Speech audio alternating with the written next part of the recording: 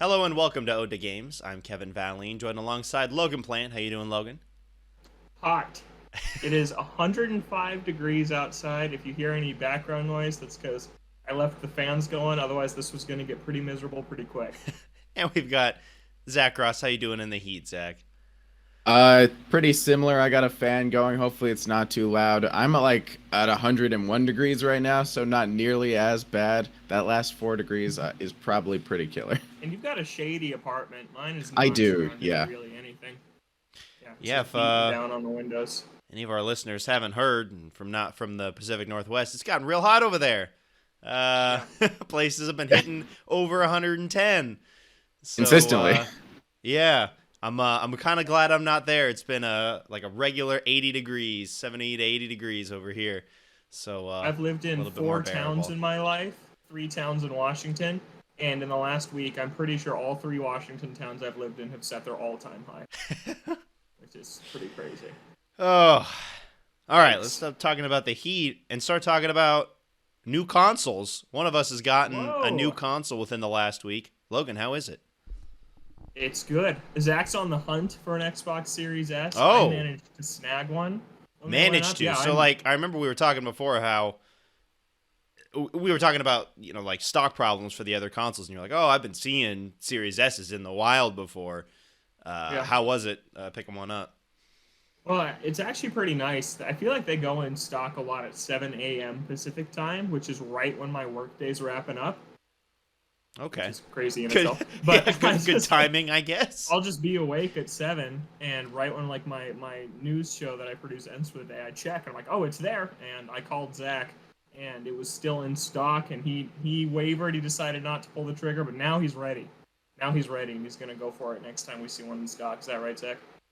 Yeah, probably. I mean, the Game Pass is just so enticing, and right now, $300 is a lot more swallowable than a $500 PlayStation 5, which is still even harder to come by than a Series S. So I think I want to dive my toe into the next generation with a Series Dive the S. toe in. Not yeah. Dive the it's still whole a bit toe of a in. dive. Like the toe's got to dive for it. But It's not dipping. You're Yeah, still diving going in, full just in. the toe. Just the toe. There's nothing dipping about it. Yeah. So I really like it so far. This is coming from someone who, when I the PS5, I think we talked about it. I pick the frame rate mode basically every time when I have a choice between that and resolution. And the Series S doesn't do true 4K output. It upscales to 4K, but it runs at up to 120 FPS. If you have a TV that supports it, I do not. Those are still wickedly expensive. I have one that just does 60 FPS. But the games look really nice. I haven't bought a single game for it just because I do have Game Pass. I got 3 months for $1 for buying the console, and I've installed like 9 or 10 games, and it's full, but they're games that I'm playing, and so I don't mind just deleting them on this digital only console. But Game Pass is just amazing. You scroll through, and there's so much there that's like, Kevin, I feel like we talk about this all the time, man. I want to play this, but not for full price, not for even $30. Like if this thing was 10, 15, 20 on Black Friday, I'd do it, and now it's just on Game Pass, and there's so many examples of that, of games that I'm excited to try out that I wouldn't have bought on my own. Like Zach and I were just scrolling through Game Pass the other day, and it's like the entire Gears of War series. I want to try that. Like I've never played a Gears of War. I'd like to play the first one, maybe just jump straight to the newest one if I don't absolutely love it. But there's just a lot like that that's on Game Pass. There's some really cool indies on Game Pass that I want to play, like The Messenger, I think, is there.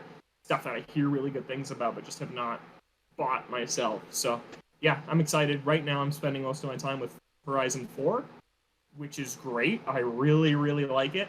Kevin, you talked about Forza Horizon 3, which you played some. Was that last year at this No, I think that was still earlier point? I this don't year, but love it.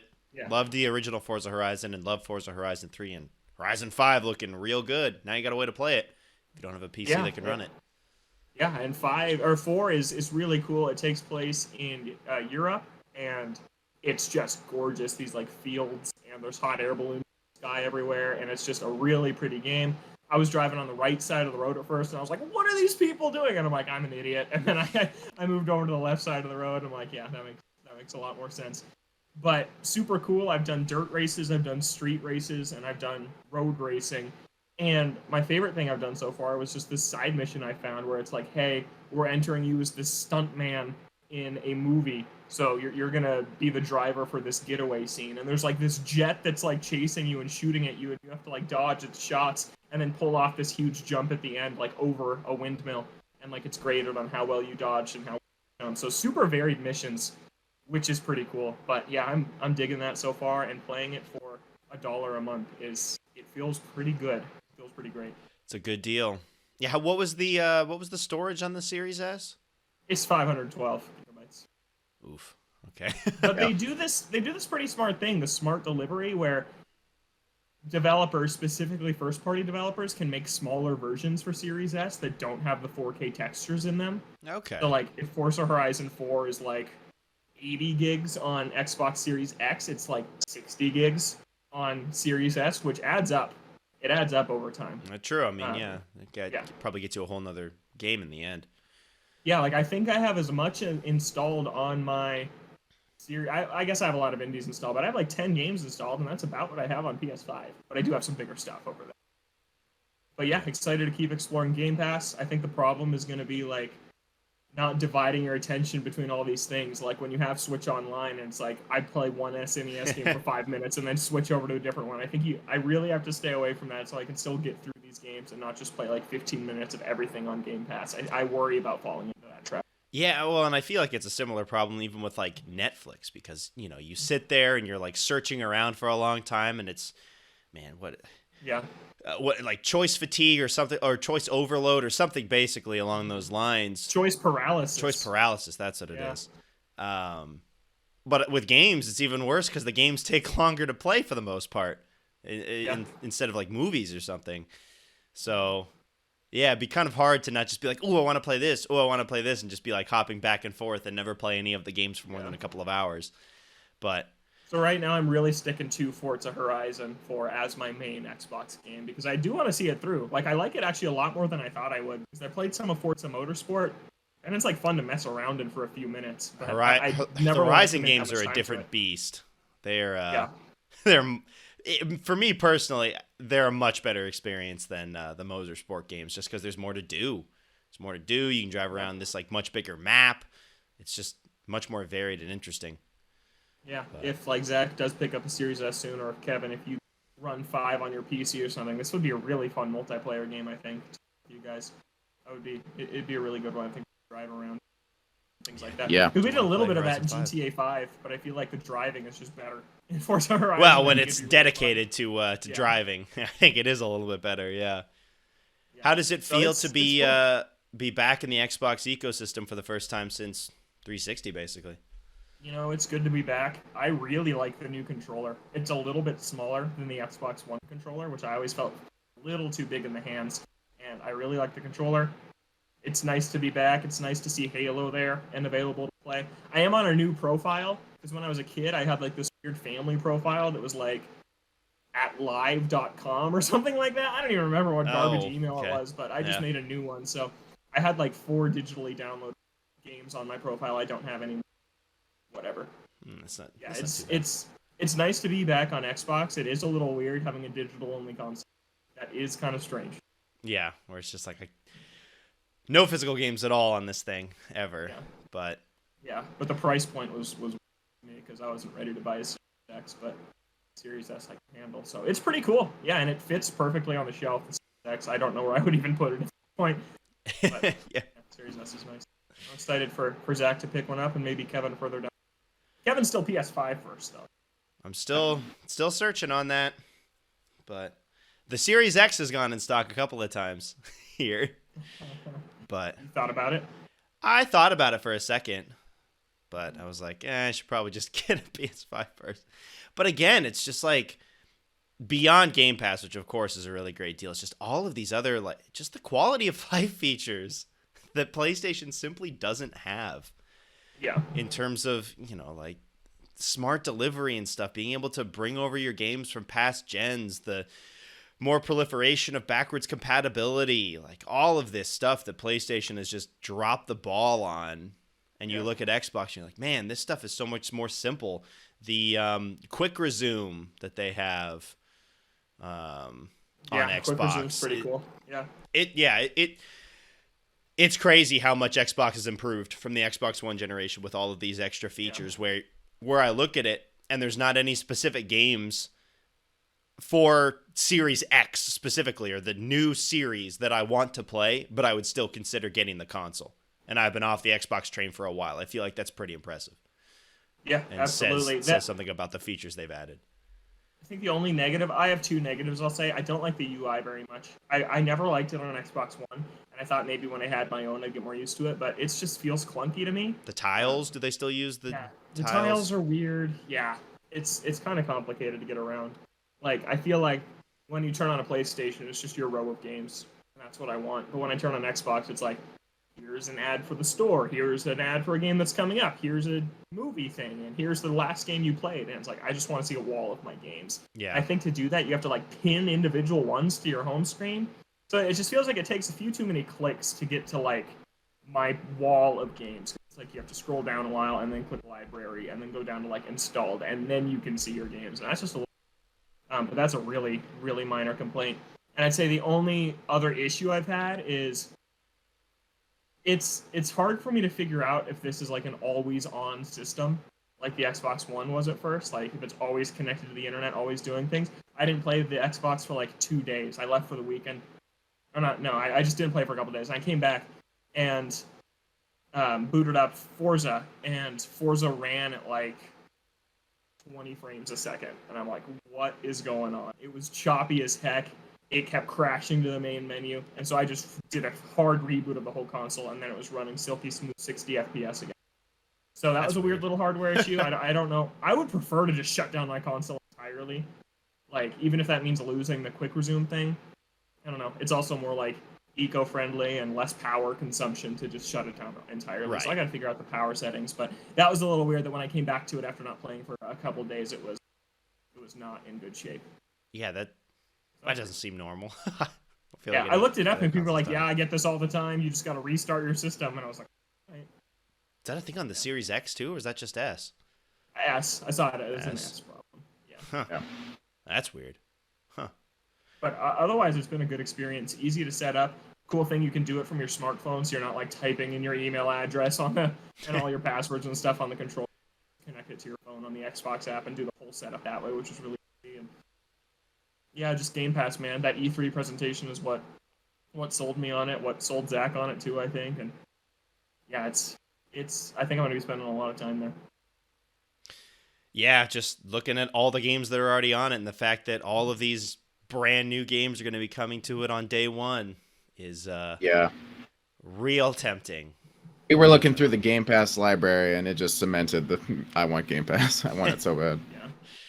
Yeah, it is one of those things where there's so many games on there that I'd like to try, but it's like, I don't think I want to commit. I don't want to drop the money on it yet. Like maybe, I play it on Game Pass. I'm like, oh, this is really good. Like I don't mind like paying to like own it, own the digital copy. But it's really nice to have demos that are the entire game basically, and then you just play it and see if you like it or not. And not always, but usually if a game is leaving Game Pass, they put it on sale. If it's like, hey, this is leaving in 2 weeks, it'll go on sale at the same time.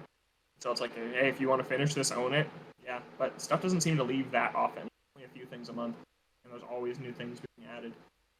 Yeah, I feel kind of dumb now for these games I bought but haven't played yet. Like, I have every Yakuza, and they're just there. And it's like, oh my god, why did I spend this money 2 years ago on Yakuza games that I haven't played yet?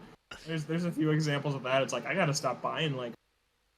I think it's gonna lead me to stop buying PlayStation games that I want to play eventually. Hey, this could show up on Game Pass. And if it doesn't, I'll just buy it later down. Like, I think that all... Yeah, so I think that it could be good for a lot of ways. That's true. Seeing, like, the entire Yakuza series right there, I'm like... No Dead Souls, though. Yeah. No Dead Souls. No Judgment either. No Judgment, yeah. Yep. Yeah. Judgment was... Which is the bigger one than Dead. Yeah. It is kind of weird that they didn't bring Judgment over, but I guess... Like a Dragon, they brought over a little bit after it launched, and Judgment only launched recently on Xbox, so maybe they're waiting on it. But Lost I wouldn't. Judgment's coming to Xbox, right? Yeah, it is. So maybe they'll throw the first one on when that one's coming out. Yeah. Makes sense. The next one's only coming out in a couple of months, so that would make sense. That's exciting. It's soon. Really exciting. It's almost here. It's gonna be weird having Zach being on an Xbox, like PlayStation Yeah. boy.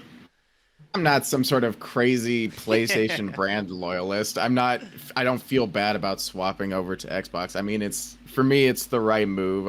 I like Sony. I wish the PS5 were a little cheaper and a little easier to come by, but I'm not going to be devastated that I have to play on a $300 digital only next-gen console. That sounds like a pretty win-win to me.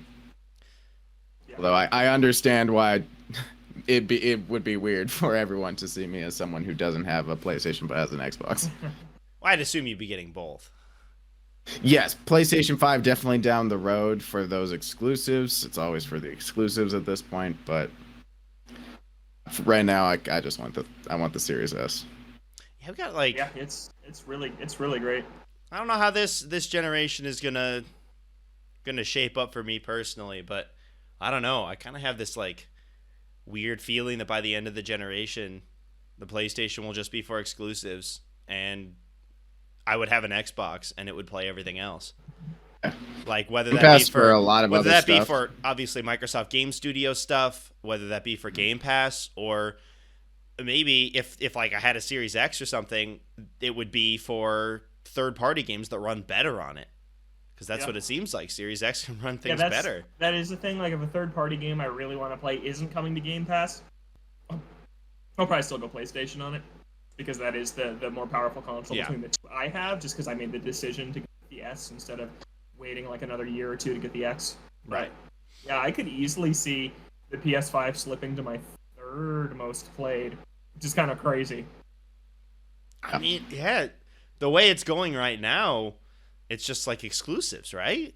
Like, games that you can't play on the Horizon, Ratchet, whatever comes next from Naughty Dog. Naughty Dog, yeah. And then Spider-Man 2, yeah. Yeah, and then after that, like, I'll just go play everything else on here. Yeah, and pretty soon Xbox is going to be getting those exclusives that we'll care about. Right. Absolutely. That's another big factor for me, like the Fable, Dishonored probably in the future. Just all of those little exclusives that are starting to build up. Just, they get me excited. And I want to play all the Halos again, too. Yes, me too. And, like, Starfield, I wouldn't buy that for $70. I'm going to play it on day one now because I have a Series S, and that's just pretty cool. It's just the Bethesda acquisition, like, I didn't think it would matter to me, but when I was looking through Game Pass and I see all these Bethesda games I've never tried but wanted to, Doom Eternal is a perfect example of a game I want to play but don't want to spend any money. And now I have that choice. And the old Fallouts that I hear are amazing, Fallout 3 and New Vegas, like, they're on Game Pass, and I've never broken out my PlayStation 3 to play New Vegas. I own it. Pinata 1 and 2 are on there. Which ones? Viva Pinata 1 and 2. Yeah. Do they have Fusion Frenzy, Kevin? Fusion Frenzy. Banjo-Kazooie's. Fusion Frenzy which 2 I'm on interested there, in. the crappy one? No, just okay, the first thank one. God. Yeah, but Banjo-Tooie, and Nuts and Bolts. Not good. Rare Replay is on there. There's so much in Rare Replay. It's all of those games. It's got Banjo ones, it's got Viva Pinata, and then all the other random Conker's Bad stuff. Fur Day. Yeah, I want to play Conker for a long time. It's just like, now I just gotta find time to play games. That's the thing, though. Yeah, that is true. Whew. All right, do we want to hop into the news? We've been going on the Xbox train for a little while there. Yeah, it's just really cool. Like, firsthand, we've seen on this show, we used to make fun of the Xbox One a lot in the first couple of years of the show, and now we are just praising them. And it is just awesome to see the. Which it was really deserving in both situations. Yes, absolutely. Yep. Absolutely. Yeah. So let's talk about the Sakurai presents Kazuya Mishima from Tekken. Zach was hyped about this one, and oh my God, he's insane. He has by far the most moves of any Smash character. And he plays more like a traditional fighting game. How you have to use stick and button inputs. Yeah, they've leaned into that for previous fighting game characters like Ryu and Ken and Terry. I know they do input commands for all of those, but they've really pushed it to the extreme with Kazuya, with the amount of moves you can do with different combinational inputs, and pointing the stick in 8 different directions really affects the way he plays. And it is very complicated for casual players and people, but if you're looking to make Kazuya your main, you can really feel out which moves feel good to you and come up with some really great combos. Yeah, and I spent a couple hours practicing as him last night, and he is so strong. Oh my god, I was. Yeah, that's the general consensus I've seen wiping the online. computers. Is I that think he he's is gonna- very strong. Yeah. Yeah, but he's a ton of fun. New stage is really cool. Also, it has walls on either side and a ceiling to break through. So kind of like Terry's stage. Kind of gives it that more traditional fighting feel, which is cool. They also announced 4 new Mii costumes, which is Some to be sadness from the confirmed. community. A lot of characters that people wanted. Shantae is there. Dante from Devil May Cry. Dragonborn from Skyrim is there, and Lloyd from Tales of Symphonia, who's been rumored ever as a fighter, is in. So yeah, Kevin, Zuck, what'd you think of these Mii additions? Are you bummed that any of these people aren't last characters? I wouldn't have been upset if they added Dante as a playable character. I know that a lot of people wanted Dante. He had like this weird cult following, like a lot of Smash requests do. So I think he was the biggest disappointment. The rest of them I'm fine with. I've never played a Shantae game. I know she was also one of the more requested ones, I think. And then the other two I think are just neat additions because I haven't played really any Skyrim. Skyrim and Smash is kind of crazy. It is kind of crazy, but it's cool to see. I'm sure a lot of people were excited. Well, I don't know who gets excited over Mii costumes, but I'm sure some people were excited by it. I think Dante was the most hard-hitting one for me personally, but I think I'm okay with it, given that I wouldn't want him to be the last character. Right. I feel like times are a little bit different now, considering that we are on the last one, and it has been confirmed that this is indeed the last fighter. There is not going to be a third fighter's pass. And I look at all of these characters, and I'm like, yeah, I don't know if any of these characters would be good as just that final inclusion. Who knows? We don't know what it's going to be. Maybe it'll be more disappointing to a lot more people than any of these characters would be. That would suck. But I feel like for the last character of a game like this, I don't know if any of these characters would be the right fit for it. And it's cool that they have representation at all. They could just not be in the game whatsoever. But here, at least you have the option to have some sort of representation for them with the Mii fighter costumes, and that's good that they're in there at all. Phoenix Wright. I don't think he's going to be the last character, but a Mii costume for Phoenix Wright would really fit kind of niche. Like, I think that would be enough for me if he just got in the game somehow, since we do know this is it. But yeah, Shantae I think was a cool ad. I think she really fit like the Sans, the Cuphead, like the indie style characters they've been adding is like the premium Mii costumes that come with a song. Because Shantae does come with which is pretty cool, but yeah, I was happy to see Lloyd and Dante because they were very rumored, and I didn't want either to be the last one. Yeah. Yeah. Kazuya's great, though. We also got to look at Min Min, the amiibo for Min Min.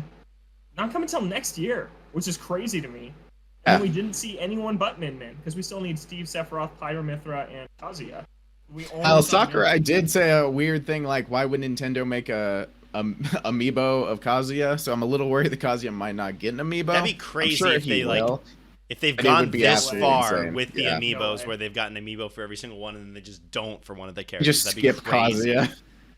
Kazuya. There's no way. I think at this point when they're making these agreements, I think before they approve them for the game, I think there's got to be some contract for the amiibo that signs to guarantee it before they start developing them for the game. There's I would no be devastated because I really want to own a Kazuya amiibo really bad. I would be incredibly devastated if it's everyone is here except Kazuya. That would be a game. Yeah, they can't go that far and just not have that. I hope he doesn't have the gross little leg nubbies. Sorry. We could, this would be a good time for it. We are on the eve of the final Smash character for this game for Infinite. And now is the time for the last Smash character prediction. We're not going to have any more until whatever comes next in years whenever the next game gets announced. We're not going to have this this moment before Nintendo Directs or anything where it's like, oh, what's the next Smash character going to be? That's just not going to be a thing after this next one. The next one is going to be it. So yeah, we thought we'd take just a bit of time to talk about our final Smash character predictions. Zach, do you want to go first with this? Sure, I'll go first. And this is a character that I've been requesting since day one, and I really don't think it's going to happen. But Waluigi, my favorite Nintendo character, the one character that should be in Smash, should have been in Smash a long time ago, just hasn't shown up. He is an assist trophy though, so he is in the game, which is the biggest reason why I don't think they're just gonna promote him to character, because I don't really know if they would just remove the assist trophy. That You just doesn't have sound him like something. fighting and then bring out his own assist trophy. It'd be weird, like Waluigi just assisting himself. I don't know. That'd be a little weird. So that's my biggest hang up on this prediction. But I'm still gonna go with it because since he's like my favorite Nintendo character and he's one of the only ones from the Mario family, like the big extended family, not represented in this game. I mean, even Daisy made it in this game as an Echo Fighter, for crying out loud. Let Waluigi in. He deserves his time to shine, and I think he's requested enough to where it would be big enough for the final character announcement. Honestly, I'm racking my brain, like who would be the most people be happy with a final character You're not announcement. going to win with any of the characters. I don't think exactly. someone's going to be disappointed. Someone's going to be disappointed, but I think Waluigi has a big enough following to where it could make a small impact. So definitely Waluigi. I do have some smaller predictions, but I won't go into those. Who? I want to know. Neku. For some reason, I've had this weird feeling about Neku from The World Ends With You. I really don't want it to be him. He'd be a kind of a niche character. Yeah, that'd be pretty small. And I don't like The World Ends With You, so I'd be especially disappointed. Yeah. Yeah. And then Logan has put it in my mind that Master Chief would be a great Final Smash character, and I do sincerely. I would really like it, just for the small tagline that they would use is that, what was it? Master Chief finishes the fight. Yeah. Which is like his tagline. I didn't even from Halo. think about that. But that So. was going to be my prediction, was Master Chief. Oh, nice. I kind of feel like they would go with an in-house pick. I don't know, like the last one. I feel like For Nintendo the last one, would it makes want sense. it Yeah. to be something Nintendo related. So I don't know if they would pull the trigger on a third party as the last character for it. But just in terms of a character that could make a big impact as the final character going into Smash, I feel like Master Chief would be a really cool pick for that one. He's been heavily requested for a long time. I know that we've already had a couple of Microsoft entries with Banjo, and then with Steve from Minecraft. So and then now the Skyrim me. And now Skyrim is in there. So yeah, there has been a decent amount of Microsoft love, but just in terms of the impact that he could have, I feel like Master Chief would be a super cool pick. Again, because I think Nintendo's going to go for an in-house pick. I'm a little doubtful. I still think it'd be pretty cool, though. Yeah, Master Chief. And the way Master Chief would play, I can't see him being terribly different from a lot of other characters in Smash. Like, Snake has grenades, Samus has, and Bayonetta has guns. Bayonetta's got guns. Joker's got a gun. I know that Sakurai is looking for unique characteristics in these last however many characters. I'm just trying to think of what his would be, and I can't really picture anything. Yeah, that's a good point. The DLC has just been super varied. He could swap between the guns or the energy sword. He could be a sword fighter and a regular fighter. I don't know. Byleth already kind of has that gimmick of swapping all the different weapons. That's why. See, that was my thought on the Monster Hunter, because I think Byleth and the Monster Hunter would play very similarly, where all of his different Smash attacks would be different weapons. Like he could use the bow, the greatsword, stuff like that. I feel like that Byleth kind of took up that slot, which is a little, because I'd rather have the Monster Hunter. But that's fine. Yeah. Similar thing. I'm thinking about what they did at the end of Smash 4 and their big bombshell third-party character. It wasn't the last one. It was Cloud, and that was with 3 to go. I think we're kind of past that. I think Steve, Sephiroth, Joker, you've had your bombshell third-party characters. Yeah. I think it's going to be a Nintendo character, and I think it's going to be a Zelda character. I really do. I think it's going to be a Breath of the Wild 2 character that no one yet. I think they did this with Corrin, where there was like, hey, this game's not out yet, but we're adding this character to Smash right now. And I think it's going to be like that, because Sakurai said they're not going to be talking about the character for a few more months. And I think it's going to be like Fall Nintendo Direct. I'll say it's the week after Metroid Dread comes out, because they're not going to want to pull focus away from that. They're going to show Breath of the Wild 2 again and show a new character from that game as the last Smash character, which would be a great ending. I've been saying the whole time there needs, and I think that'd be an awesome finish. Absolutely. Or the prediction I've been seeing going around is the protagonist from 5. From which one? Shin Megami Tensei 5. That would be Yeah. a weird pick. I've been seeing that as like a promotion pick.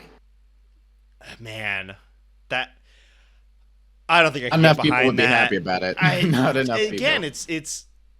it's the last fighter, and I feel like you need to have a bigger magnitude than that, whether it be like a huge third party that everyone likes or something big first party Nintendo. Yeah. Man, I feel like a lot of people will be disappointed. Because, like, Shin Megami Tensei is smaller than even Persona is. Like, the Persona series, I think, has eclipsed Shin Megami Tensei in terms of popularity. Yeah. I feel like a lot of people would be pretty mad on that. But it's a possibility. They could do that. The game is coming out pretty soon. So, yeah, that could be the pick. I'm hoping for a Zelda character. I think that'd be fun. It'd be a good end. Yeah. I don't want it to end, though. But it's going to. Oh, these have become so eventful. Like, every Smash character announcement just generates so much hype and excitement. Like, it's going to be sad to see the last one. Yeah. Kind of weird thinking about how this game came out 2.5 years ago, and it's still a huge talking point whenever a direct rolls around, that it's been able to last that long, and it's got one more character to go. At least 3 years? 3 years post-launch, and it's like one of the biggest announcements at the directs almost every single time. Like, yeah, and it's a shame because it really elevates the Nintendo Directs, right? Like, they're better when Smash is there, when it's just that extra thing you can look forward to and count on. Right. And now it's just not going to be there. But it makes sense. They have to stop at some point, you know? Like, yeah, at some point they're going to run out of menu space. Is that the issue? That's the only problem that they have. But yeah, then the question's just going to be, where do you go from here, you know, for the next game, which we can save that conversation for another day. Yeah. I mean, we can save that for when that final character does get released. We can talk about the future of Smash, but that will be the next big question when this final character is revealed. Is where do they go? Yeah, so something they don't have to worry about for a while, because the Switch is going to be... So they don't have to worry about that for a little bit, but... Let's talk about Xbox again, because a lot of our news this week is it is about Xbox. So I'll just reel off all these headlines. Talk about them all at once. So we have Xbox Cloud Gaming is now available as a part of Game Pass Ultimate. Phil Spencer says Halo Infinite is committed to a holiday release, and Halo Infinite's online component will have a story, and the first part will focus on Halo Reach. So kind of a lot there. First, from the Game Pass perspective, just another bonus to have Game Passes play games anywhere, barring internet connection.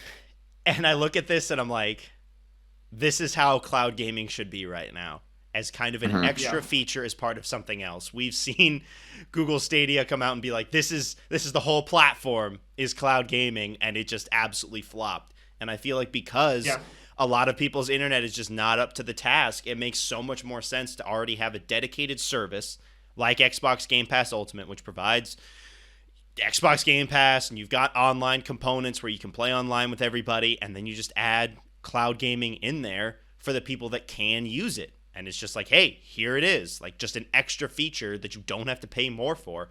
I think it's perfect, just because there are so many people that aren't going to be able to utilize it, but if they already have Game Pass Ultimate, it'll just be there for when, hey, maybe they can utilize it somewhere down the line. And then for the people that can, it's a free feature. I think at this point that is where cloud gaming should be, is kind of an add-on and not the focus of a service. Yeah, that's a good point. You gonna use it? You gonna try it out? Probably not. But yeah, I don't need to. I'm not on board with cloud gaming. I just don't need it right now. Be curious how the performance is.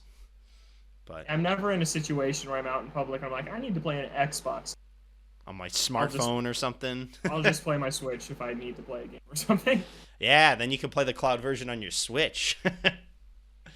Play Control cloud version. Like Control. Yeah. Getting a multiplayer spinoff, which was also in the news this week. Woo! But yeah. And then from Halo perspective, I just can't believe they didn't give a date at E3. Committed to holiday. What, in the article they were saying that they've narrowed it down to like a 3 to 4 week period, or something like that. Why don't they just put it at the end of the 4-week period just to be safe? Are they waiting to see when Call of Duty comes out? Oh, maybe that could be a thing. I don't know. That could be a thing for sure. Yeah, you wonder. I just like how worried they are about making this hit, like that they can't have any issues with You this need next Halo, hit or else it's gonna crumble. You know? Everything will crumble. Yeah. I mean, they still got some time. A holiday. If they're looking at the end of the year, that's still half a year away. They could do something in September and announce a release date, and that's not too far off. But we are starting to get down to that point where they are, if they are going to release it this year, they're probably going to need to put a date on that pretty soon. We still got a little bit of time, but yeah. This makes me think that they're still dedicated to having to come out this year. Most likely come out unless something happens where they find something that they need to fix and it gets pushed to next year. But hopefully it comes out this year. And all I'll say on the multiplayer having a story, I just hope the single-player story is good. I hope that they are not totally focusing on this new free-to-play Fortnite-style season-based Battle Pass multiplayer single-player is thing. Yeah. Because we didn't see any of it last at E3, and I really wanted to, and it's what I like Halo for. I do like multiplayer too, but I was really intrigued by the idea of an open-area Halo. I thought that was a cool idea, and I hope they execute on it. I just think with Halo, more people are tied to the story than like Call of Duty or some of these other games, which already get some flack for removing their story modes. But I feel like a lot more people come to Halo for that story mode. I agree. And yeah, I wonder how not only they're going to pull off the story mode in the single player, but how they're going to pull it off in a multiplayer setting. That can feel kind of weird when you have this multiplayer setting where you're the character in it, but everybody else is that character as well. And especially going back to pre-existing games, I wonder how they are going to kind of tie that all together. If this is anything to go off of, maybe they'll be like hopping through the games. Halo Reach is the first one, and then they go through all of these games. I wonder how that's all going to tie together. That could be cool, or that could really mess things up in terms of how the other stories look. So it would give, if the story's good, it gives more reason to play the multiplayer. But then I also look at the multiplayer and be like, who plays the multiplayer for the story? Not many people, I don't think. No, can't imagine. You play to have a good time. Right, you play to play with friends, or just to go on and do these like game modes, that aren't in story mode. Story mode is just this one continuous thing of you're going through the maps and killing everybody or whatever, and then you've got multiplayer for all these different game modes. I wonder what the market is for people who want story mode in the online, but hey, it could be cool. I don't know. Yeah. So then our last story here for today. CD Projekt Red says Cyberpunk has reached a satisfactory level of performance. I was a month off. I said they'd say that in August. I was really close. That's pretty close, yeah. So 6 months after launch. Yeah. Right, the game is playable. A satisfactory level of performance, still with a big warning label on past-gen consoles. Where are you guys at on this? You guys were hyped for this game. It's kind of just a joke. Well, for me, it's not only the performance, which is unacceptable, the level of performance that this game launched in, but everything that I've seen post-launch, the rest of the game just isn't up to par in terms with what they were saying the game was going to be, where it was like, all of your choices matter. You have deep customization of your character. Look at all of this stuff that you can do with customizing your character. And then it's in first person, so you don't see your character at all.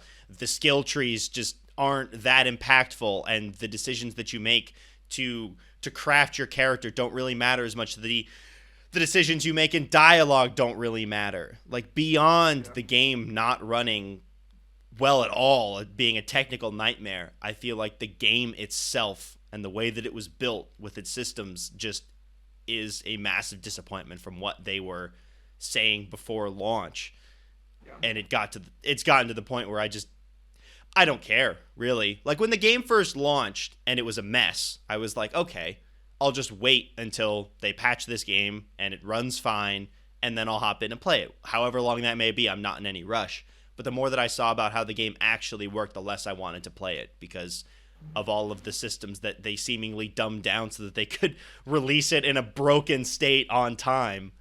Not even on time. Well, on time in the sense that it released when last gen consoles were still kind of relevant. Yeah. Which I feel is all CD Projekt Red wanted, but that's where I'm at. Zach, where are you at on Cyberpunk? Yeah, I'm in a very similar boat to where I did have a lot of hype for this game, but it being in the broken state at release put me off from that, and then I've been hearing more and more mad things about the game going forward. It's just, the hype has died. I'm probably still going to play it at some point, definitely not in the near future. I would play a dedicated PS5 version when I have a PS5 just to make sure it runs fine, but I would not pay full price for it. I would wait till it's barely on the cheap. So that's about where I'm at. Yeah, it's they gotta be kind of kicking themselves because they're like, we gotta get these things out on PS4 and Xbox One, and meanwhile games are still coming out on PS4 and Xbox One into next year. Like there's gonna be games on PS4 and Xbox One into 2020. Yeah, surely. Definitely. So it's like, what was the rush? God of War. They misread that one pretty big. Yeah, just everything about everything about Cyberpunk and how CD Projekt Red handled it has just been a mess, a complete mess. And the fact that now they're saying it's a satisfactory level 6 months after, and yet some versions of the game are still incredibly broken is it's terrible. Is ridiculous. Yeah, that's it for news this week. Oh, actually, real quick, PlayStation acquired Housemarque developers, so they're now a first-party studio for PlayStation. Speaking of PlayStation, they also announced PS Plus games, which Plague Tale. Yeah. Plague Tale. Just for PS5. Just talking about playing that on Game Pass. And then now it's on PS5. Now it's on PS Plus. It's PS5 so game only. Can play it on there. But yeah, now that they got this new game coming out, it makes sense to hop in and check it out. Oh, and were we talking about? I don't remember if we ever circled back to this. Did we talk about how Plague Tale's coming to Switch and how it looked better than it should? No, I wasn't even aware. I didn't know that. Yeah, the old Plague Tale and the new Plague Tale both looked really good in the showcase, and people are like, "That's running Switch." So do you think that they showed their version? They didn't show the Switch version, or did they? No, people were like, "Is this running on a Switch Pro?" But then, like 2 days later, they're like, "This is the cloud version." It's the cloud version. Yep. That's how they get you. Like, how is this running? Oh, yeah. Cloud. Yeah. Cloud it won't actually look like that. But that's the news. All right, Zach. All right. That's going to do it for news this week. We'll move on to what we've been playing. And this week, I think we'll do something special, and we'll start with Logan so he can give us an update on the Year of Metroid. Oh, yeah. Dude, I've been hooked. I've been hooked on the Year of Metroid. I was really busy this last week, so I didn't have a ton of time to play, but I played more. Really like it. I'm excited to move through the series. Yeah, that's pretty much all I have to add there. I beat like the first big boss in 8 seconds. It was like a joke. He died instantly, which was pretty awesome. And then other than that, Forza Smash I already talked about. So quick update for me. All right. Well, hopefully your Year of Metroid goes better than my brief Year of Castlevania from back in February. All right, Ken. I have not had very much time to play games this week. Just a little bit more of Xenoblade, but I have gotten to the point where I've reached entirely new areas, and I kind of forgot how cool it was to explore these areas for the first time, because like up to this point I'd already been to all of these locations before, but they are like super big. There's a bunch of different areas to go to and explore, secret areas to find. And so to come to this first area that I have not ever experienced before and have those moments where I'm exploring and finding new areas and finding secret paths to different places and be like, oh, I can go here, has been a cool experience to have again for the first time in 7 years since I first played this game. And it just reminds me of how good like the environment and map design is for this game, where just these maps are sprawling with so many different areas to go to, and it's always super interesting to go and explore. So that's been cool to get to some of these new areas again. But it's only been another like hour or so for me, so nothing too much on the update there. All right. Well, as for me, like we talked about, Smash did get a chance to try out Kazuya. Thought he was a lot of fun. Hope he doesn't get nerfed so I can main him and be overpowered. That is my greatest hope right now. Other than that, I started Super Mario Sunshine. Yeah. Woo! How far? The next in the line of the Year of Mario. Well, at the very least, it controls a lot better than. Does. than So far, I'm having a Mario much 64. better time. I haven't gotten into any of the gross stuff yet. I'm not super far into it. I've only got a few shines. But I've gotten enough chance to try out the new mechanics, the flood system, the paint, enemies, all that stuff. A couple, like the first area, and Delfino Plaza is really cool. So far, pretty big step up in terms of 3D Mario. It was funny because I played the most recent one, then had this massive step down, and now I've got another step up. So we're headed in the right direction. Hopefully, once I get to the jank in the later parts of this game, it isn't too soul crushing. But right now, I'm optimistic that I'll like this one more than the last one. Sunshine cleans up super well. Like playing that on the Switch, it's almost like you're playing a new Mario game. GameCube games just look great. They look so good still. They age well. They age They super look better well. than Wii games. I've said it before. I mean, Wii games they look looked better garbage. than Wii games when Wii games launched, let alone upgraded Alright. versions. But yeah, Sunshine specifically, for whatever reason, just cleans up so well. Zach, I know I've said this before, but I think you're just gonna like everyone better. I think Sunshine's better than 64, Galaxy's better than Sunshine, Galaxy 2's better than Galaxy 1, and Odyssey's better than all of them. I still have to Yeah. buy Galaxy 2. I do not own I just Galaxy lend it 2. to you. Hey, that's true. I could just play it on my Wii, Yeah. which apparently looks worse. So that's not. Well, that will be a step down. If you're in gonna terms of play graphics. any game on the Wii, Galaxy is not a bad option. I just want Nintendo's Galaxy able 2 to on do the so. Switch. Why is it not? Nintendo it's doesn't the only want one you to that's do not that there. though. No. They don't want that. Hey, they'll give you Skyward Sword. This month. They will give you. Thank you. Skyward Sword. I appreciate it, Nintendo. Does that And make you then feel other better, than Zach? You get doesn't. to play Skyward Sword. Other than that, I blasted through a older indie title, Night in the Woods. I don't think I Hey. talked about this in the last Nice. week. But yes, Night in the Woods. I played it 4 years ago with a friend of mine, and then I forgot a lot about it. Friend of mine and I decided to play it again, refresh ourselves. So we plowed through it. We talked to everybody, so it was like a 12-hour game. It took quite a few sitting sessions, but we got through it a couple days ago. And I forgot how good the dialogue in this game is. I think a lot of the characters are really charming, and I get super attached to them. I think it's a really well-written game and super fun to play. I don't know if you guys know about it. It's just a played dialogue-heavy Kevin, Oh I've yeah, played Kevin's like played half it. of Yeah. I So played it's all of it. dialogue-heavy, exploration-based characters, very character-focused, pretty simple story that you're a small cat, home from college, recent college dropout, coming back to your very, very, very small town, rekindling your relationships with your friends who you haven't seen in a couple years, dealing with some mental stuff, and you spend the first 8 or so days talking to everyone in this town, and it takes a long time to go through this town day by day, just talking. And then at the end of the day, you hang out with your friend, or you choose a friend. You can go down like different friend routes for whatever playthrough you want to do, and you can just pick the friend you want to focus on. And at the end of the day, you just do this activity at this new area, so it doesn't like lock you into just this one specific town. You actually can go out and do stuff at the end of every day, which is super cool. And then the story took a very dark and mysterious turn at the end of it, and it just ramps and ramps and ramps. And there's a lot of tense storytelling near the end, which really keeps you on the edge of your seat. So this is just a great game. I love this game so much, and I love the characters a lot. The main character is one of my favorite video game characters of all time, May Borowski, which is a weird name. It's a little cat, the nightmare eyes, she likes to call it. But yeah, it was just good to get back to this game. I forgot how much I liked it 4 years ago. Came out in 2017, I think. And it's on Game Pass too, which I saw. Everything's This on game Game is Pass. easily accessible. It's like $10 all the time. Definitely worth it for like a 8 to 12 hour experience, depending on how much you do. I was gonna platinum it, but then I found out you need like 3 or 4 playthroughs just to get the platinum. You can go back in 4 years and play it again. Exactly. I'll play it Every 4 once a years. year, and then in 4 years I'll get the platinum trophy. Yeah, there you go. Yeah, I had a good time with Night in the Woods when I played it. I think last year. I think it was last year, or was it early this year? I think it was last year. Last year, I think. Okay, yeah. Yeah, it was a good time though.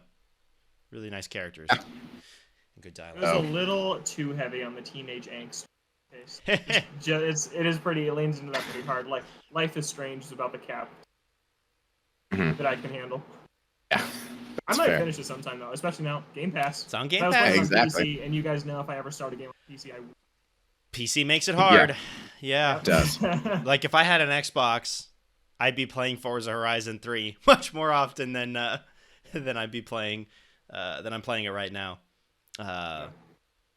But again, going back to Xbox being really nice, I bought it on PC. Whenever I get an Xbox, it'll be on my account, and I can just I hop can't over buy it and play anymore, it. can I? No, they have pulled it off the store, which is really annoying. What if I get a code? Can I download it?